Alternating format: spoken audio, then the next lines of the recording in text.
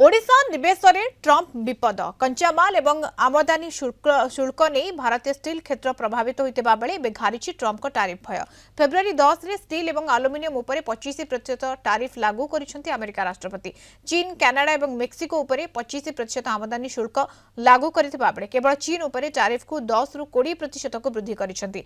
Tariff वृद्धि द्वारा America को रप्तानी हेबाकु थिबा स्टील वर्तमान भारतीय बजार में प्रवेश करिसेंती। चीन मध्य भारत को सस्ता रे स्टील रप्तानी करुछि। फलरे टाटा स्टील, जिंदल, जेएसडब्ल्यू आदि भारतीय शिल्प कंपनी बहु मात्रा रे प्रभावित होइछंती।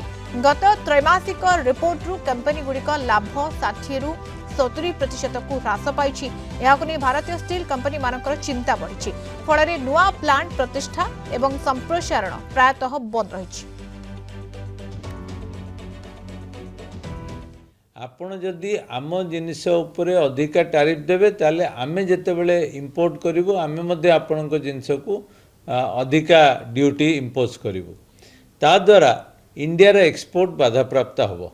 जो टॉप इंडियन प्रोडक्ट्स अछि सेगुडिक जेतेबेले अधिका टारिफ लागिवो तेणु सेगुडिक आउ कॉम्पिटिटिव होबनी एवं सेतिरे होयतो अमेरिकन प्रोडक्ट ता निजस्व प्रोडक्शन मध्ये अधिक कॉम्पिटिटिव हो पारे एवं तांकर इंपोर्ट करिया को दरकार पड़ी न पारे। स्टील मार्केट आमर विगत अनेक मास धरी आमर मार्केट भल नाही एवं आमे स्टील मार्केट बिक्री करिवारे सक्षम हेनु एवं सेही समय रे अमेरिकन गुड्स आम देश को अधिक आसुची एवं जेहेतु तांकर ओवरस्टॉकिंग अछि सेमाने अधिका सस्तारे भारत को एक्सपोर्ट करि पारुचंती एवं भारत रे सेही सस्ता जिनस आसवा द्वारा जो भारत रे जो गुड़िक प्रोड्यूस होची स्टील से गुड़िक बाधा प्राप्त होईची बिक्री करिवारे एवं सेथिरे मार्केट मध्य खराब होईची।